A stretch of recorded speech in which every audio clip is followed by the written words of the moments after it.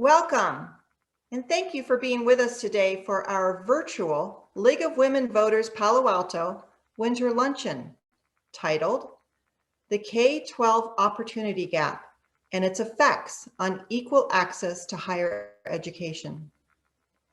I am Nancy Shepard, President of the Palo Alto League. This year, we are proudly celebrating both our 100th anniversary and the passage of the 19th Amendment, enabling women the right to vote. The League of Women Voters envisions a democracy where every person has the desire, the right, the knowledge, and the confidence to participate. We are a nonpartisan political organization that encourages informed and active participation of citizens in government through education. Our organization has two distinct roles. One is advocacy for public policy issues that we have studied, and the other is voter services, bringing voters impartial information on ballot initiatives and candidates. We are membership-based and invite all of you over the age of 16 to become a member by going to our website, LWVPaloalto.org.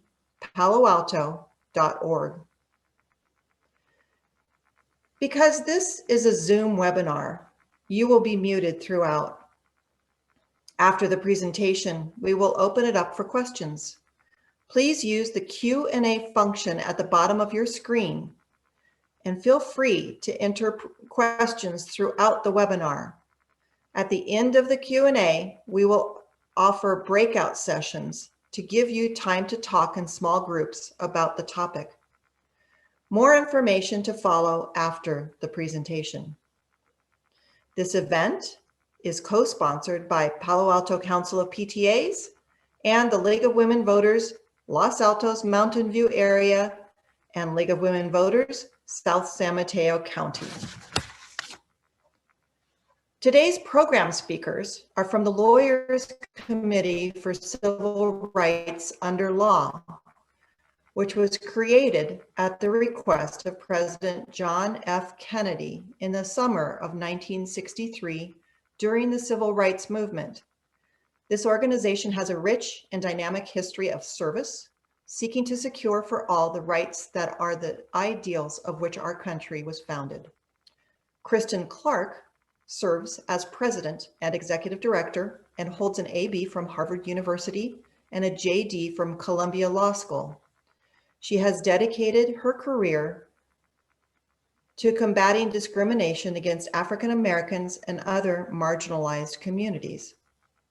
Genevieve, or Gen Z, Bonadies Torres serves as counsel for the committee's Educational Opportunities Project, which strives to guarantee that all students receive equal educational opportunities in public schools and institutions of higher learning.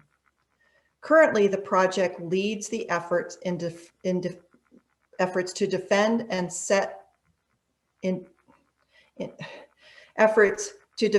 race-conscious college admissions policies, and represents a diverse set of underrepresented minority students at Harvard College and the University of North Carolina, and has secured a victory in one of the most important desegregation cases in decades.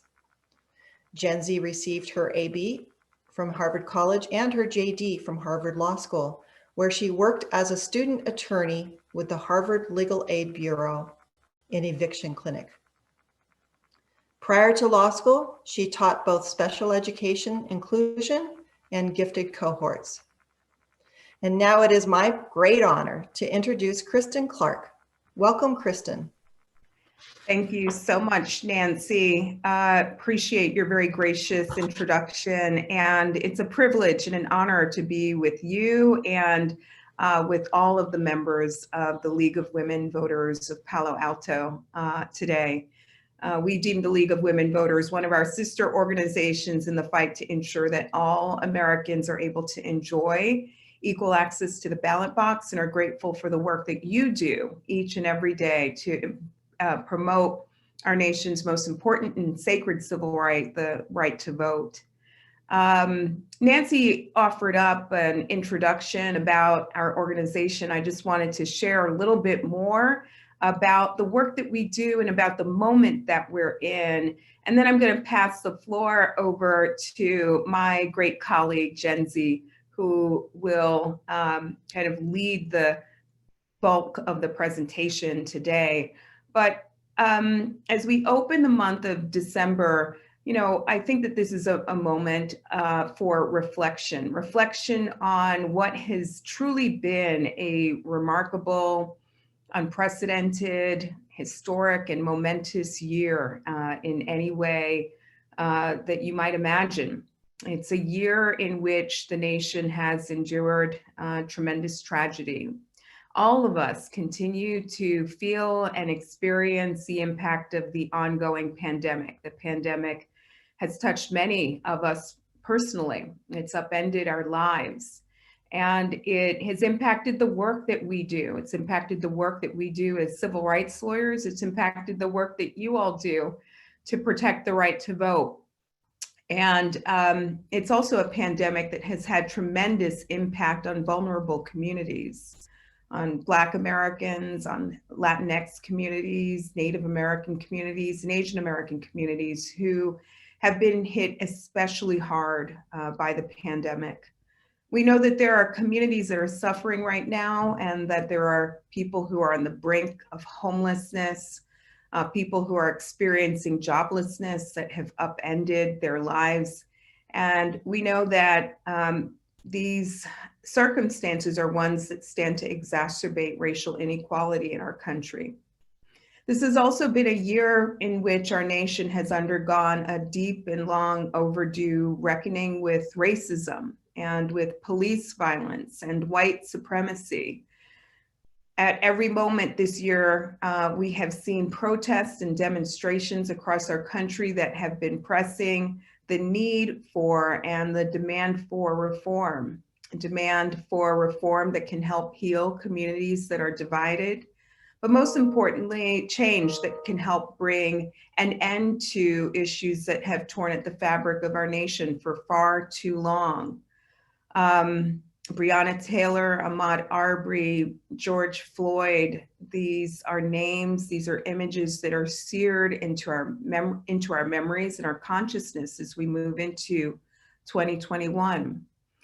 This has also been a year of loss. We've lost many tremendous civil rights veterans and giants. The late John Lewis, who has been a fearless champion for virtually every day of his adult life, somebody who's fought at every turn to ensure that all Americans, especially Black Americans, would have the right to vote. We also lost C.T. Vivian, who participated in the Freedom Rides and worked alongside the great Dr. Martin Luther King. We lost Justice Ruth Bader Ginsburg, another civil rights advocate and lawyer before she joined the bench, and somebody who devoted her entire life to fighting for gender equality and fighting to end gender discrimination. We lost Joseph Lowery, who is widely regarded as the dean of the civil rights movement. He's somebody who served as the president of the Southern Christian Leadership Conference for about 2 decades.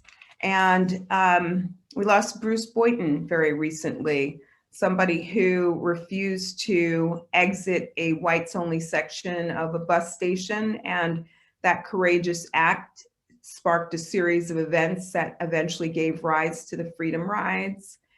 We lost David Dinkins, the first and hopefully not the last Black mayor of New York City. We lost Katherine Johnson, a Black woman who made tremendous strides during her time inside NASA as she died at the age of 101, and many others, but no doubt this has been a year of loss. But I'm also very hopeful as we move into 2021 about the opportunities that lie ahead. And the opportunities that lie ahead that will hopefully put our country on a better path, a stronger path. to addressing many of the wounds that communities are still reeling from this year. I'm hopeful that we'll secure passage of the George Floyd Justice and Policing Act, a comprehensive policing reform bill that is responsive to many of the issues that communities have been pushing for and demanding for when it comes to police violence. I'm very hopeful that we'll see passage of the John Lewis Voting Rights Advancement Act, a law that would restore a core provision of the Voting Rights Act that sadly was brought to a grinding halt after the Supreme Court issued a devastating decision in 2013 in the Shelby County, Alabama versus Holder case. I'm hopeful that we'll see a lot of the momentum that has existed this election cycle harnessed as we move into the next round of redistricting. This round of redistricting is going to be a historic one in that it may be the first redistricting cycle in several decades in which local cities and counties and states will be redrawing maps for the very first time without taking that final step of getting maps reviewed by the Justice Department. It's a redistricting cycle that we're going into with a Supreme Court that's given a green light to partisan gerrymandering. So we have a lot of work to do to really shore up our democracy. But a word about just this election cycle. This election cycle was truly remarkable. In the final analysis, over 155 million Americans turned out to vote and have their voice heard. We know that the lion's share of voters participated in early voting periods in the month of October, that many Americans cast their ballot by mail. And we know that it's organizations like the League of Women Voters that helped to make that possible. At the Lawyers Committee for Civil Rights Under Law, we lead a program called Election Protection. It's the nation's largest and longest running nonpartisan voter protection program. And we worked shoulder to shoulder with organizations all year long to help voters overcome the tremendous obstacles they faced this season. We helped to ensure that more voters had access to vote by mail. We helped to push back restrictions on drop boxes in communities to give people more options to return those ballots. We pushed to ensure that people would have meaningful, safe, and secure options on Election Day. We fought back against ugly and bitter voter suppression and voter intimidation efforts and much, much more. And it's an election season like none other in our nation's history.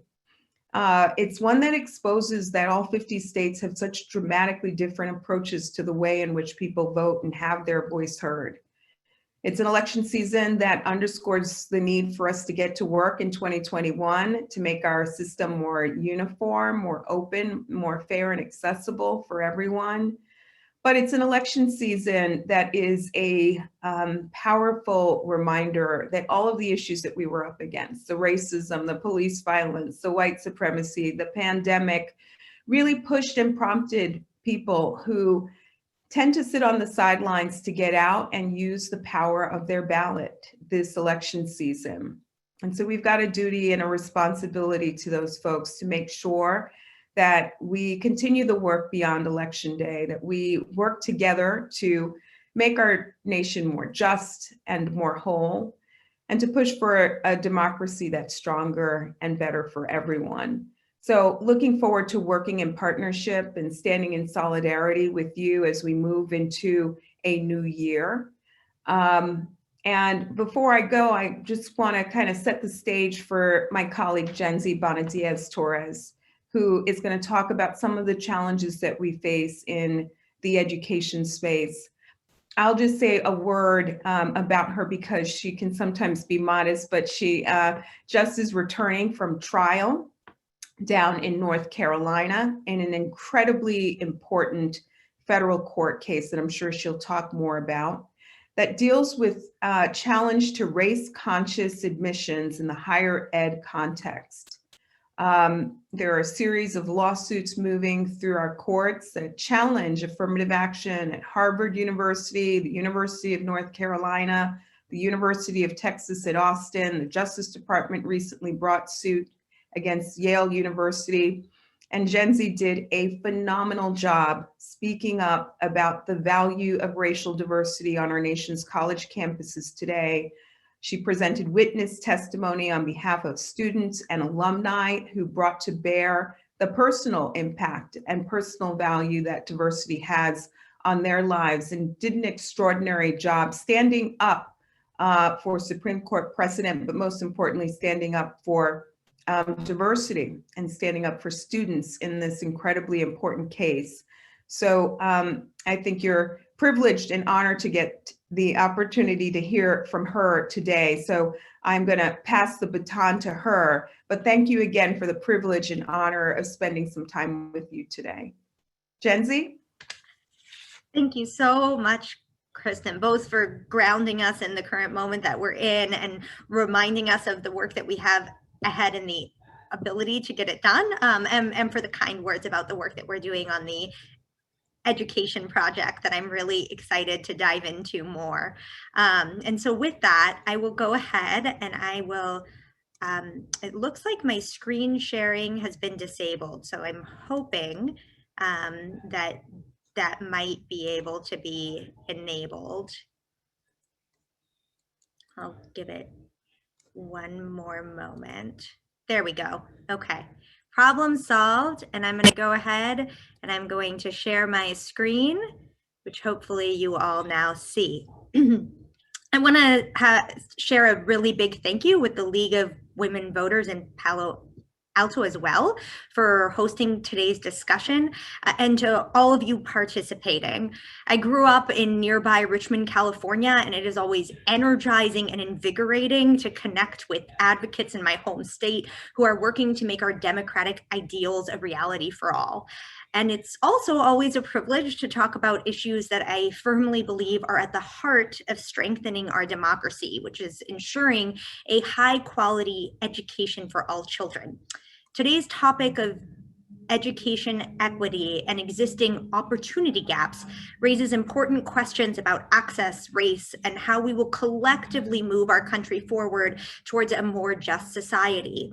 Education has always been a key focus of leading racial justice organizations like the Lawyers Committee, because as the Supreme Court has acknowledged, education is the very foundation of good citizenship. It plays a fundamental role in maintaining the fabric of our society.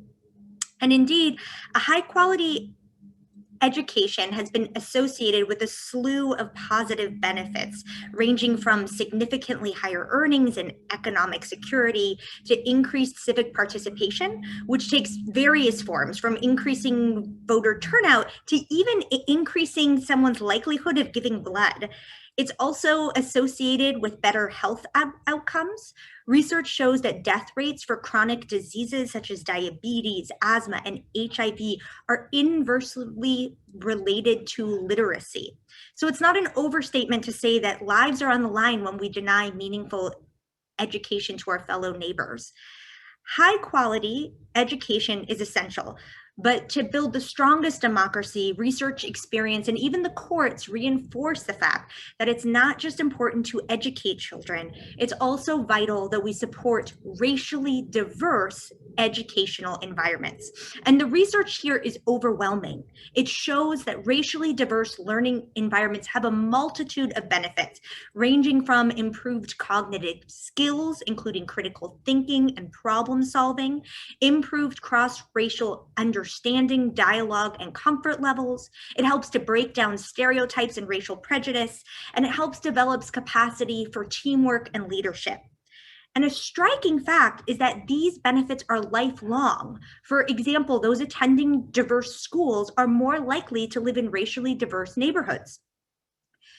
When we look around at our current state of affairs, which Kristen just discussed, it seems obvious that these are skills that we urgently need. We can talk about problem-solving skills, which we need to address the novel coronavirus that's sweeping across our multiracial global society and disproportionately ravaging Black and Brown communities here in the US. Or we can talk about the need for improved cross-racial understanding when this past year, hate-motivated killings rose to their very highest level since the FBI began collecting that data. And these aren't outlandish ideals or goals. In fact, they're quite mainstream. 96% of major employers say that it's important that employees be comfortable working with colleagues, customers, and clients from diverse cultural backgrounds. And our own Supreme Court has identified these same values as recently as 2016, saying that a diverse student body promotes cross-racial understanding, breaks down stereotypes, and allows students to better understand students of different races. So the solutions are well known, and that begs the question, what is missing? It's the will to make it a reality. Too many students, particularly students of color, low-income students, and English learner students, are not receiving a high-quality education. And after integration peaked in the late 1980s, schools have been steadily resegregating.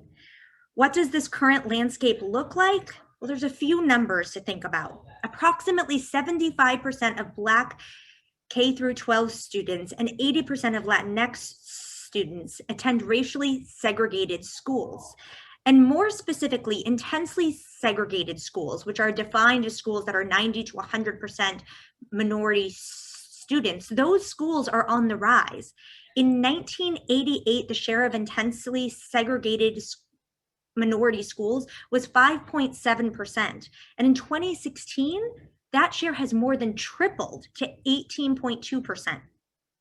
What this means for students is that as of 2016, approximately 40% of Black and Latinx students are attending schools with 90% or more students of color.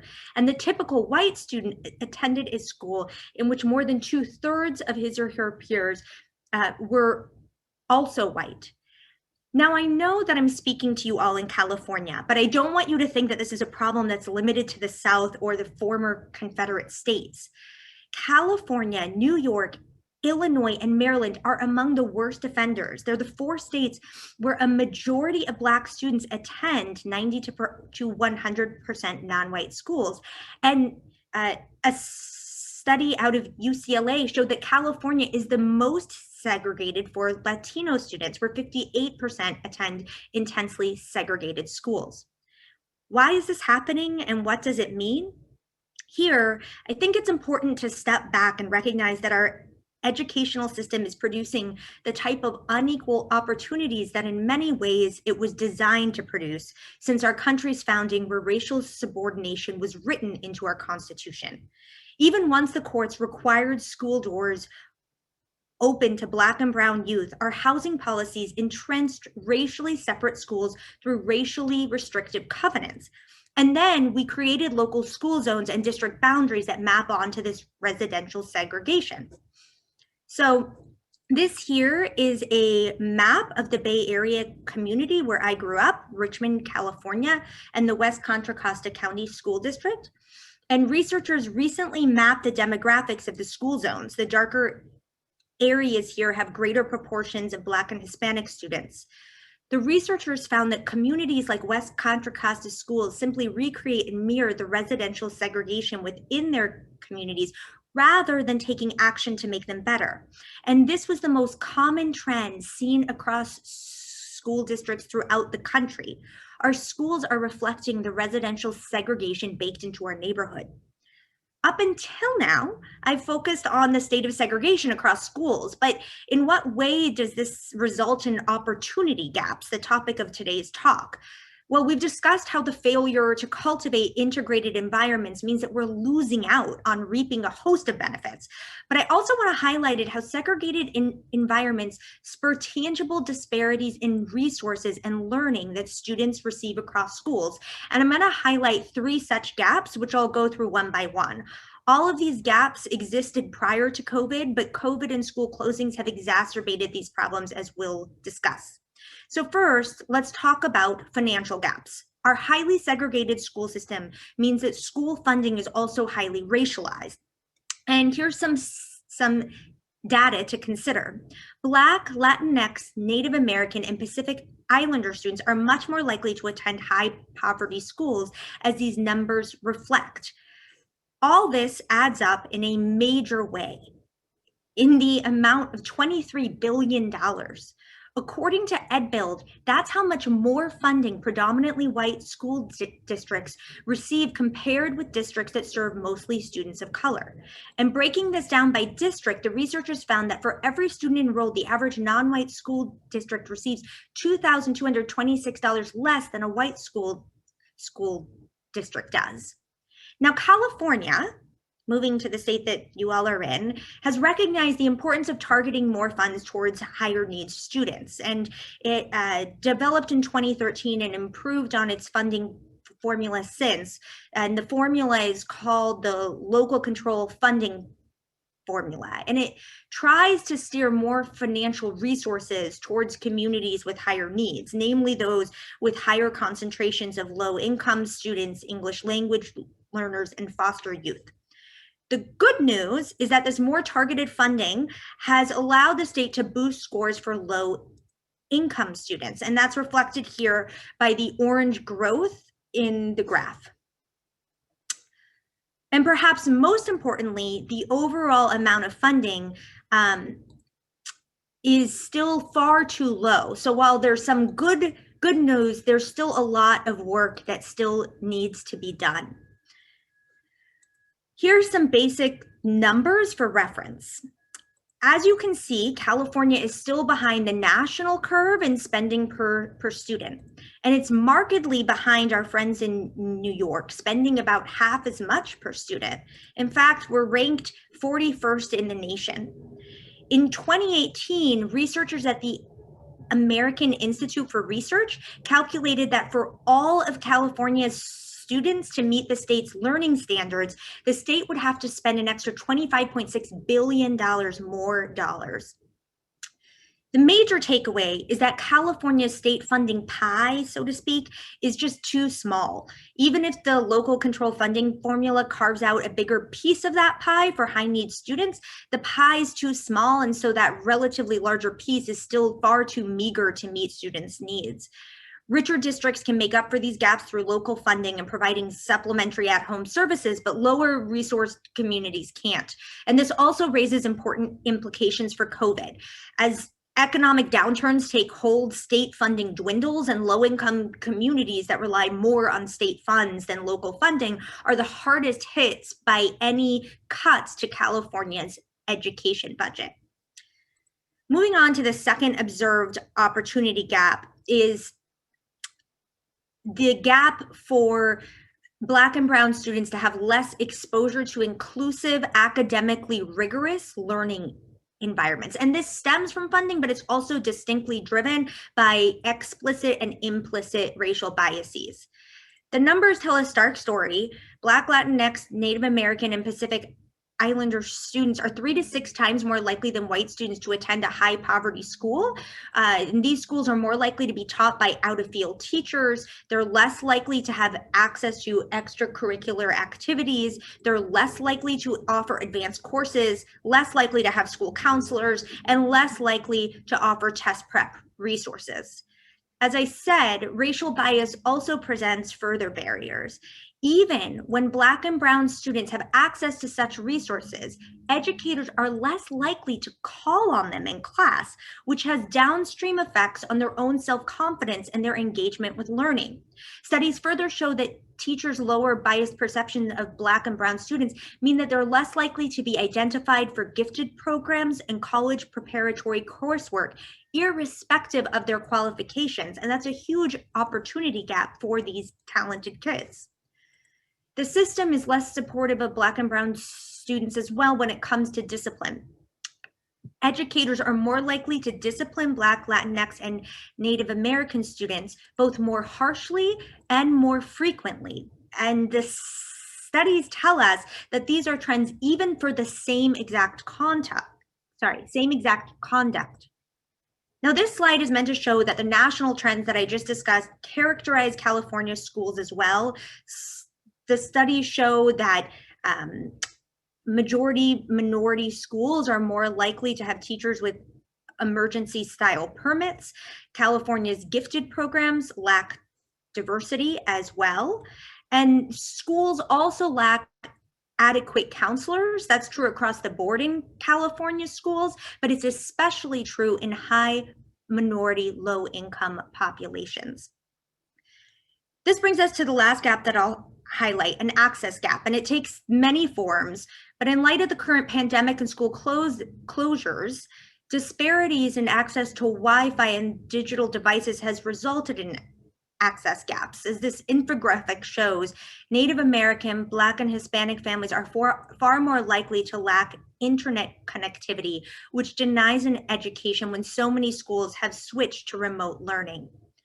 Access gaps are also driven by health disparities. Historic redlining has present-day effects not only by influencing school zone demographics today, as discussed previously, but also by shaping health outcomes today. The map on the left reflects historic redlining maps of the San Francisco Bay Area, and on the right, it shows asthma rates. And you can see the significant overlap between red line neighborhoods and where children are exposed to chronic health conditions, which presents yet another barrier to thriving in school, particularly during a pandemic where those with respiratory conditions are the most vulnerable. Finally, it's important to emphasize that one of the most stark access gaps takes the form of trying to access meaningful higher education. Access to higher education matters so much because it's one of the strongest engines available for increasing social mobility. But the playing field for applying to college is highly uneven, in large part due to all the disparities inherent to the K-12 system that we just discussed. It's substantially harder for Black and Brown students to obtain the credentials often valued in a competitive process. Again, they have less access to resources such as test prep, and that's paired with less encouragement to enroll in gifted programs. This leads to a large racial gap, and we see this in enrollment at selective universities. A recent EdTrust study found that at the most selective 101 public colleges, only 9% of those schools enroll representative numbers of Black students, and just 14% of them have representative numbers of Latino students. So what are we doing about it? I'm sure you guys are curious at this point in the presentation. I'll start by talking about how we're addressing these barriers at the Lawyers Committee, and then highlight how local advocates in California are leading similar efforts here.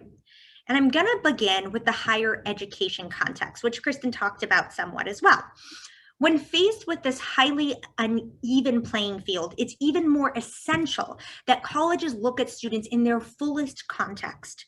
That context allows colleges to appreciate how students have overcome different barriers. And so they can be just as talented, but they may have different strengths and they may show it in different ways. It can't be reduced to just test scores or grades. We are pushing colleges to view students in their fullest context along two lines. First, as Kristen mentioned, we represent students at multiple universities across the country who are defending their school's right to consider race in admissions.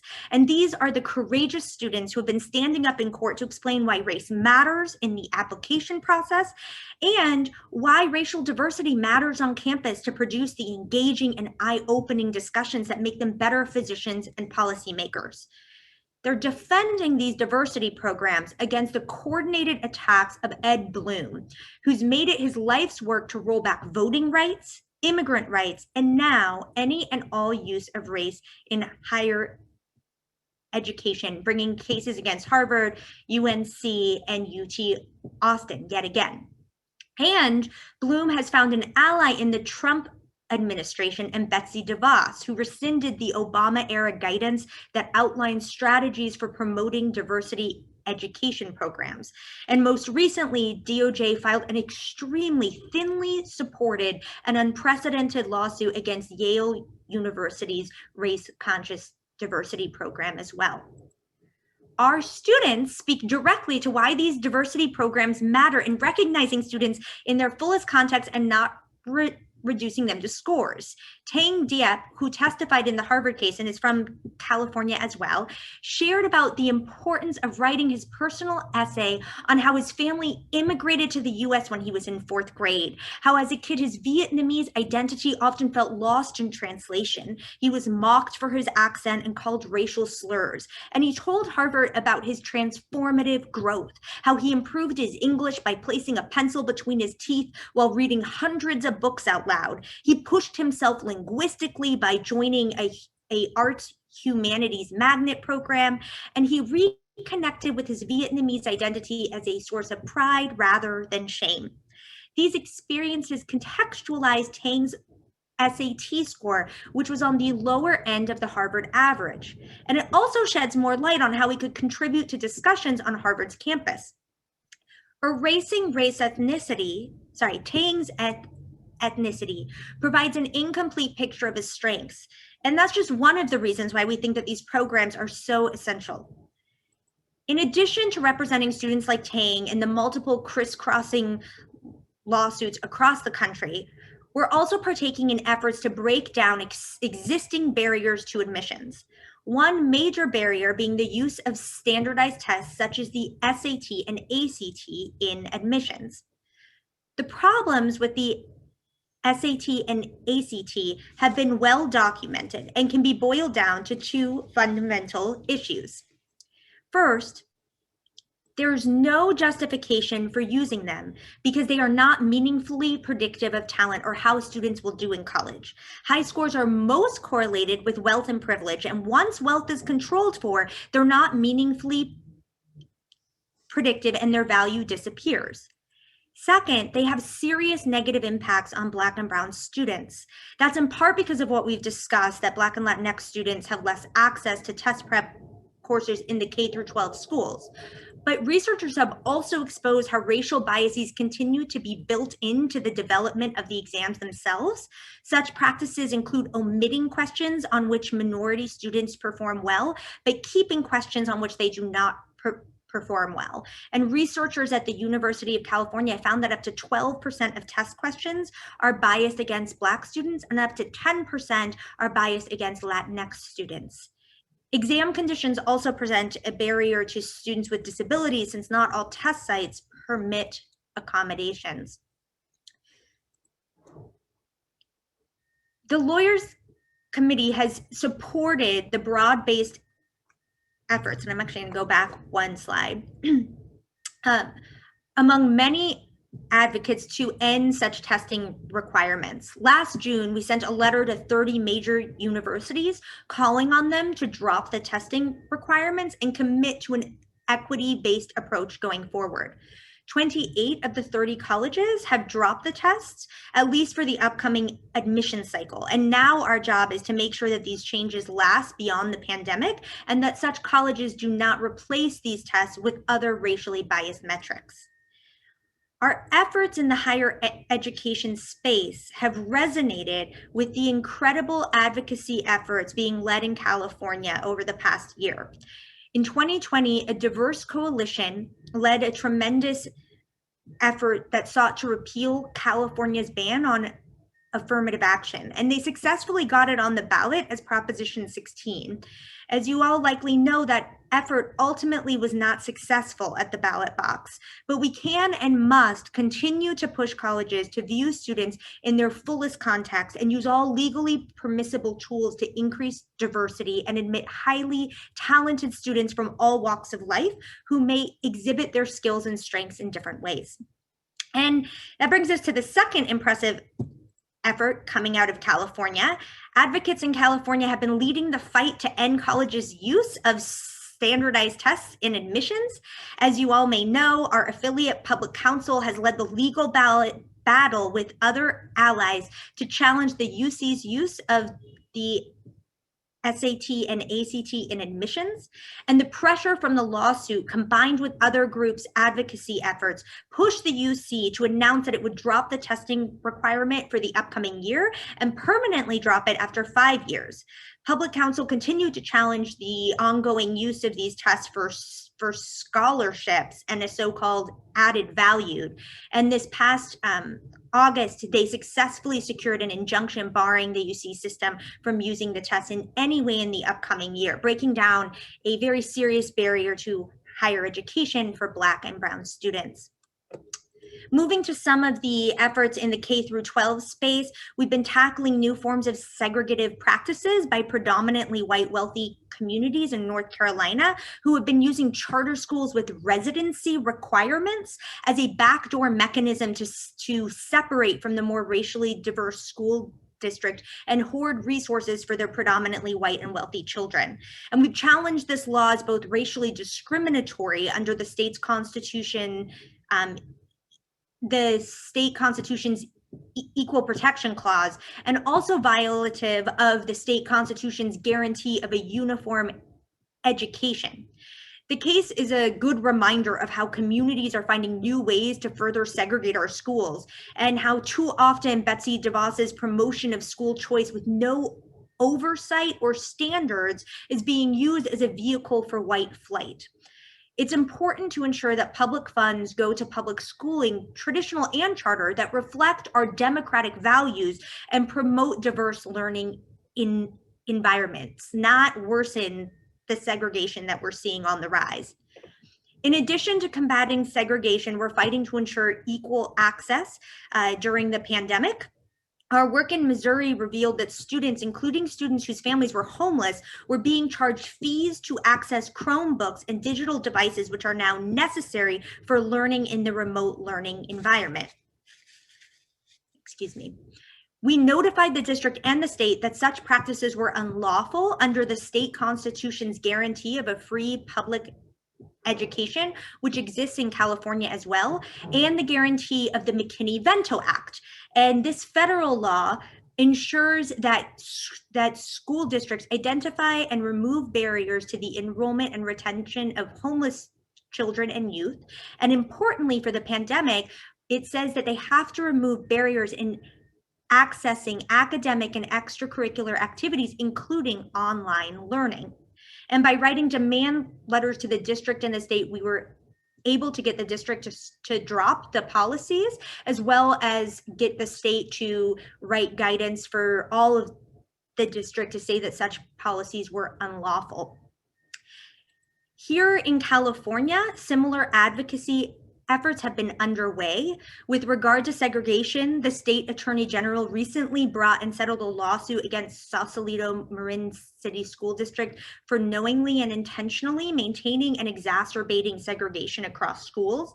It did so by, in the words of the AG, a deliberate scheme where school district officials established a more predominantly white charter school in the heavily white enclave of Sausalito, and then had an overwhelmingly Black, Hispanic, and poor traditional school a mile away, traditional public school a mile away in Marin City. The settlement sets forth a desegregation plan, but it's another reminder of how advocates must monitor new strategies for segregating students through school choice plans that can serve as mechanisms for white flight. With regard to equal access to education during the pandemic, just this past week, Public Counsel filed a lawsuit on behalf of Black and Latinx students from low-income backgrounds against the state for refusing to step up and meet its constitutional obligation to ensure basic educational equality, or indeed any education at all during the pandemic.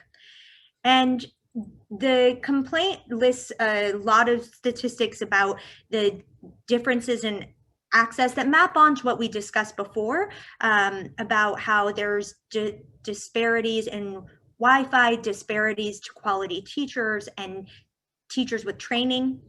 And as part of the remedy sought, the lawsuit calls on the state to take affirmative steps to ensure that across every district and charter school, students have the devices, connectivity, and adaptive technologies that they need to succeed, that schools set minimum instructional times, that all students have academic and mental supports, that parents and teachers receive the training that they need, and that community organizations have input and that their expertise is consulted as part of this process, and that parents are consulted as well. And finally, it says that the state is compelled to provide compensatory education for all learning lost during this time, or that it should be made up through tutoring, extra classes, etc., extra resources. While the state has passed a law that aspirationally calls on districts to provide such supports to students, the lawsuit points out that districts' delivery of instruction and these supports has been very inadequate and highly uneven. And the state has done nothing to enforce such laws or to make sure that these guarantees are a reality and done in consultation with students and families. The lawsuit points out that the state bears the ultimate responsibility to ensure that its district-based system of common schools provides basic equality of educational opportunity across schools.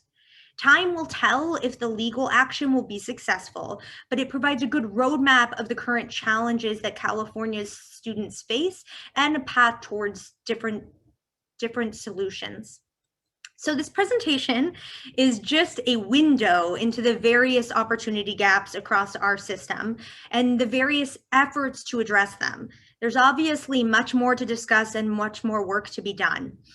During this time, with its many challenges, I'm constantly reminding myself that the work of desegregating schools and protecting students' civil rights has never been easy or straightforward. Addressing America's legacy of racial discrimination is uncomfortable and complicated, but the civil rights movement has always moved public opinion rather than just waiting for it to change.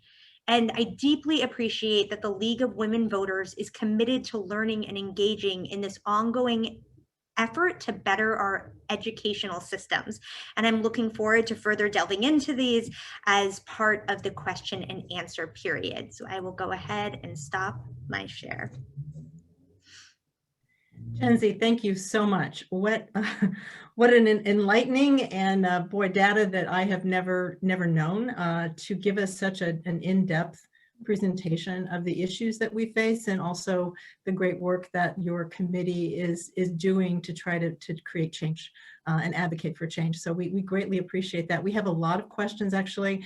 I have several that were submitted in advance of this webinar. So I'm going to start with those, and I'll try to get some that are in the Q&A as well.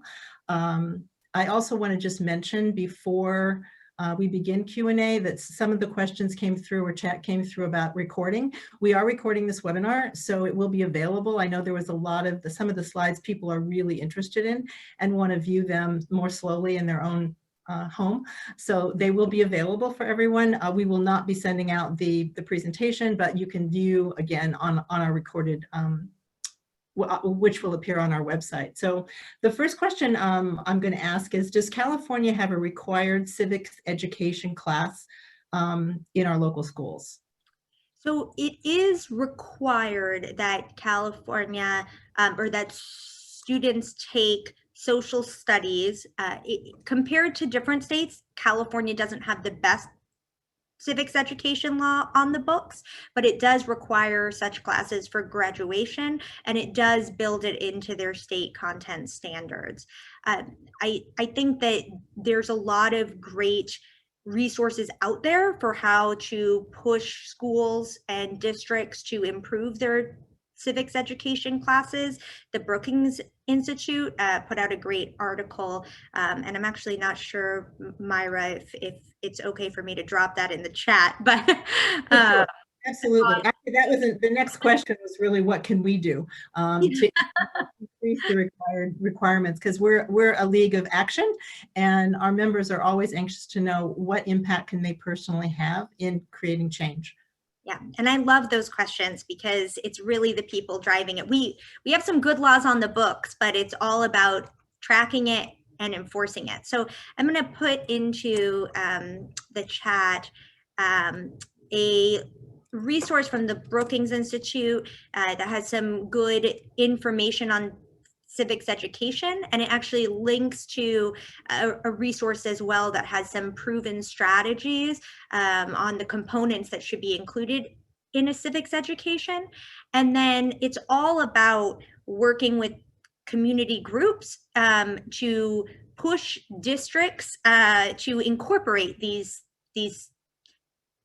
different strategies. So it's showing up at the school meetings and the school board meetings, and you can even go big and try to push for reform across the state, although I think that things tend to be most successfully started at the local level. But I do hope that resource helps, and I'll actually drop in as well the resource that has some proven practices with regard to civics education that may be helpful as well. Great. So I know you touched on COVID and the negative impact that, of course, we are all facing, and our students are facing huge challenges, as are their parents. I actually have a question that kind of takes the flip side of COVID, and it's a little bit lengthy, but I want to put that out there. Which COVID-19 related disruptions might lead to long-term benefits for traditionally marginalized student groups? For example, some university systems dropped the SAT, which of course you have addressed, because of the focus on family wealth and not necessarily college-related readiness requirement for admissions. And two, the financial disruption in states and/or potential federal funds that might realign state education spending. And three, this spring, many schools revisited their grading systems with a pass, no pass system more liberally. So I know that's a long question with several parts, but I think the main gist of it is what positive things will come out of COVID relative to our student education? Yeah, and I appreciate the question. I am reluctant at this point in time to envision much positive coming out of this time, just because of the fact that it's exacerbating so many of the fault lines within our current system. And thus far, we've seen an increase in imaginative practices, but even those imaginative practices are happening more within wealthier communities, or it's easier for those with more wealth to access them. What I have appreciated that's coming out of this time period, and I think that's partially COVID and it's partially the racial reckoning that we're happening at this moment with our systems, is that there is a resurgence of realizing that our systems are not working for us, and a need to go back to the drawing board, and a willingness for the first time to perhaps start from scratch. Again, I've seen some changes within the education system, and I'm very heartened by the fact that so many schools are dropping standardized tests. I'm still waiting to see whether or not those changes are permanent, and waiting to make sure that it's not that colleges are then just adopting a new standard that perpetuates the same biases within the system. So I think we just have to continue to monitor those changes. And then the last thing that I've been reflecting on is that school discipline is taking different forms. So I think that on the one hand, in talking to the partners that we work with in Missouri, they aren't seeing as many suspensions on the books, but what they are seeing is kids getting kicked out of Zoom classrooms when they make it to the class at all, or they're being forcefully logged off for very strange reasons, including just not having their camera on. And so I think that we also need to be thinking about how we're tracking the new challenges that are popping up and how we're going to monitor them. Thank you. This is a question coming through from Q&A today. How can we deal with inequality in education without addressing housing patterns? What efforts has the Lawyers Committee for Civil Rights Under Law made in increasing opportunity for households of all ethnicities and income levels to move to areas where there are greater educational resources? So those are really incredible questions. I'll start with the first one, which is one of the practices that has been shown to help reduce the segregation of schools is when we regionalize schooling in various ways. So part of what's happened is that we fractured school zones and school districts to map onto residential patterns, but areas such as in Connecticut, where they have lots of programs that encourage students to attend schools outside of their own districts, and that can be encouraged through magnet programs and through transportation and through they're called majority transfer programs. So you're allowed to transfer to schools where you would be in the minority. All of those programs have had a palpable impact on reducing segregation by making the district boundaries more porous.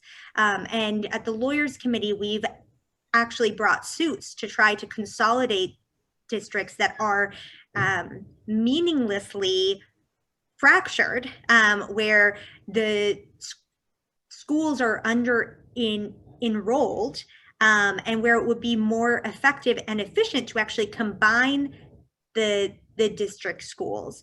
And so pushing local schools and local communities not to fracture more, but to ensure that they're actually including those across boundaries is one way to do that without necessarily changing housing patterns. To the second question about what the Lawyers Committee is doing with regard to housing, we have an entire housing team that could do a great presentation for you as well. And I do encourage you all to familiarize yourself with their work. One of their big things right now is actually trying to ensure that the moratorium on evictions stays in place and that people are not getting kicked out of their homes during this terrible time. Great. We're getting, I'm going to ask one more question, and we're getting a little bit short on time because I want everybody, if they can, to stay on because we have the breakout rooms coming after this. This is a question that came through in advance about early childhood. So if you have an answer to this, I'm not sure if this is your area, but I thought I would put it out there. What is being done to improve early childhood Head Start programs, as well as after-school programs for all the housing insecure children, as well as children whose parents are working and not at home for them after school? So California has an entire department that is committed to supporting families of unhoused students, and I'm on their email listserv, and they've actually been putting out a lot of requests to community partners to try to identify such families and provide such supports to them. And then once identified, they have services that can now go straight to the home, given that we're in a pandemic setting.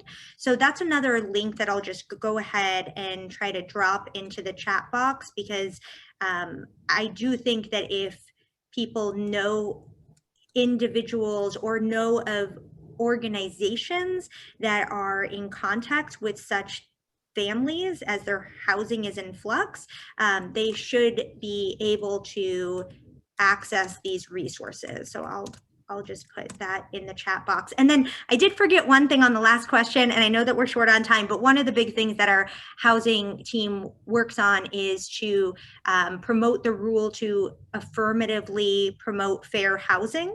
And that's a proactive measure that to ensure that all community developments actually include and think about low income housing.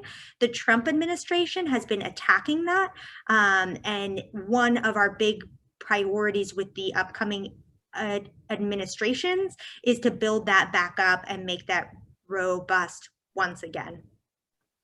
Great. Well, again, as I said, we're getting really close to end of time, and we have another piece of the presentation yet to do. I think we could have probably kept you for another hour, Genzie. There's so many questions that came through, and you know, we could have probably used twice as much time because there's clearly a high level of interest among our guests today to really delve deeper into this topic. I want to thank you for so much, you and Kristen, for taking your time in your incredibly busy schedules to share such an in-depth, thought-provoking presentation, data that I would never have dreamed, living in California for decades and not knowing so much inequality exists. So you've really put a real stamp on it and close to being able to understand and touch what is going on in our communities and some ideas of what we as activists in general can do to move the needle and improve our situation.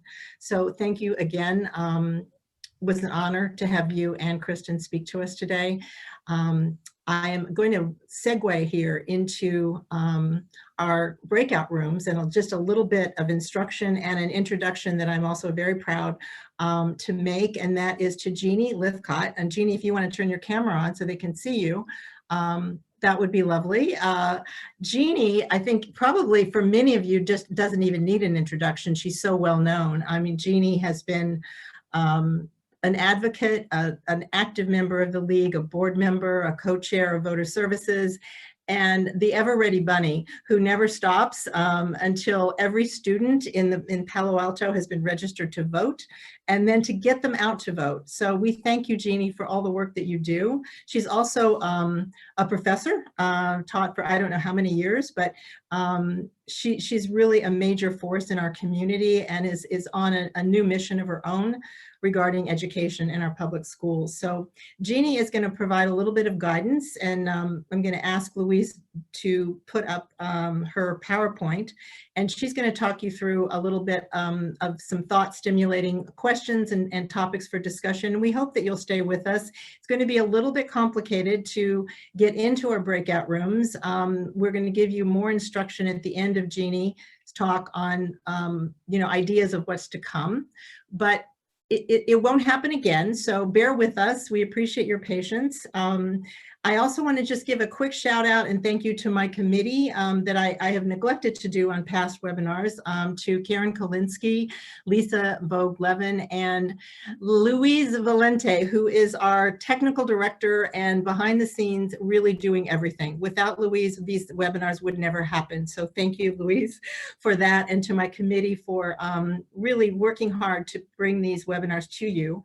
There will be a Survey Monkey following this, as we have done in the past, so we encourage you to fill that out and give us your comments. We look forward to them, and with that I will turn it over to Jeannie to give you just a little bit more guidance to the next step.